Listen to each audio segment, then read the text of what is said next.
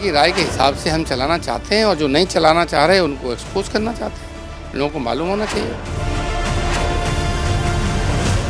जब ये जनता में जाएं तो जरा यह भी बताएं कि 10 साल, तो उस 10 वर्षों में यह लोग मुझे बताएं, सपा बताए कि उसने अपनी राज्य की किसी कार्यकारिणी या किसी बैठक में, अपनी राष्ट्रीय कार्यकारिणी में कोई प्रस्ताव उत्तर प्रदेश के विकास के लिए कभी दिया।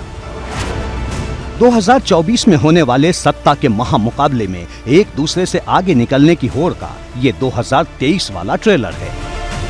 सपा हो या फिर भाजपा, दोनों ही कैंप में 2024 की चुनावी पिच पर धुआंधार बैटिंग करने की योजना पर तेजी से काम जारी है। सत्ता में काबिज भाजपा महासंपर्क अभियान के जरिए उपलब्धियों का बखान कर रही है, तो जवाब में सपा ने भाजपा की वादा खिलाफी का डाटा जुटाने की रणनीति पर कदम बढ़ा दिए हैं। भारतीय जनता पार्टी की सरकार ने कोई भी वादा ईमानदारी से पूरा नहीं किया। अधूरा की बात छोड़िए, शुरू ही नहीं किया। तो निश्चित तौर पर यह हिसाब किताब होना चाहिए कि उन्होंने क्या क्या वादे किए थे, क्या क्षेत्रीय स्तर पे किया था, क्या राष्ट्रीय स्तर पे किया था, क्या प्रदेश स्तर पे किया था। और उन वादों के मामले में वादा पूरा करना की तो बात छोड़िए, उल्टा हो रहा है। आप बात कर रहे थे महंगाई खत्म कर देंगे, महंगाई इतिहास में सबसे ऊपर जा रही है। हर एक लोकसभा क्षेत्र में किए गए वादों और उन वादों को लेकर जमीन पर किए गए कामकाज का डाटा जुटाने के लिए सपा की ओर से बाकायदा एक फॉर्मेट बनाया गया है। इस फॉर्मेट के जरिए सपा ने सभी जिला अध्यक्षों और नगर अध्यक्षों से पूछा है कि मौजूदा सांसद के 5 प्रमुख कार्य और उनकी उपलब्धियां क्या रही, मौजूदा सांसद के 5 वादे जो पूरे नहीं हुए, नए सांसद से जनता की अपेक्षा क्या है, चुनावी समीकरण से संबंधित कोई सलाह या फिर स्थानीय अपेक्षा क्या है। यानी सपा की रणनीति तथ्यों के आधार पर भाजपा को निशाना बनाने की है। 24 में बदलाव होगा, 24 में भारतीय जनता पार्टी का सफाया होगा। इसीलिए क्या कर रहे हैं, सर्वे के बाद सर्वे, फिर सर्वे, फिर सर्वे। अरे 3 सर्वे करके अपने 2-2 बार सांसद रहे उनकी टिकट तय करोगे, इसका मतलब क्या हुआ? संकेत साफ है कि 2024 के सियासी पथ पर सपा का अभियान भाजपा के खिलाफ बेहद आक्रामक होने वाला है। ऐसे में भाजपा ने सपा पर चौतरफा हमले तेज कर दिए हैं। दावा है कि भाजपा सरकार के खिलाफ एंटी इनकम्बेंसी नहीं है, बल्कि सरकार के पक्ष में प्रो इनकम्बेंसी है। पक्ष के लिए सत्ता पक्ष की नाकामियां ही मुद्दा होता है। तो समाजवादी पार्टी जुटा रही है, लेकिन वो नाकामियां बताएंगे और हम उपलब्धियां बताएंगे।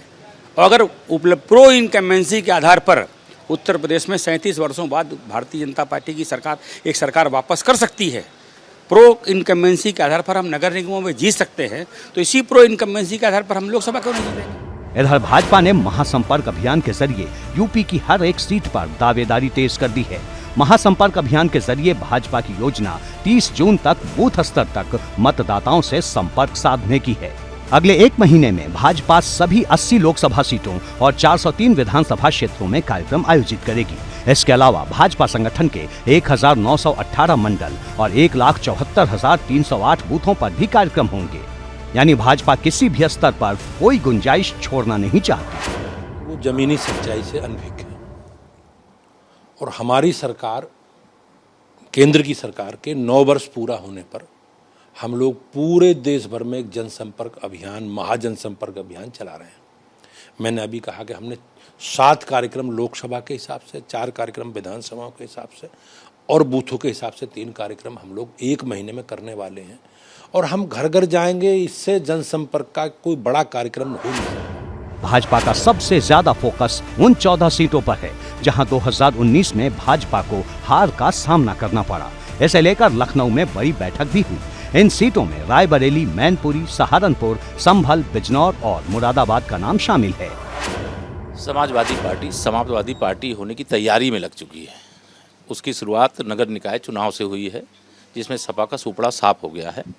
और अभी विधान परिषद के चुनाव में भी बड़े वीर बांकुरे बन करके एक अति पिछड़े वर्ग से, एक दलित वर्ग से प्रत्याशी उतार करके कहा कि हम इनको जिता देंगे। जब जिताने का मौका होता है तब उनको अपना परिवार याद आता है, अपनी जाति याद आती है, तब तुष्टीकरण याद आता है। कुल मिलाकर कहें तो लोकसभा चुनाव में अभी भले ही वक्त है, लेकिन रणनीति के स्तर पर सपा और भाजपा के बीच अभी से आर पार की जंग शुरू हो गई है। एबीपी गंगा के लिए लखनऊ से शैलेश अरोड़ा के साथ वीरेश पांडे की रिपोर्ट।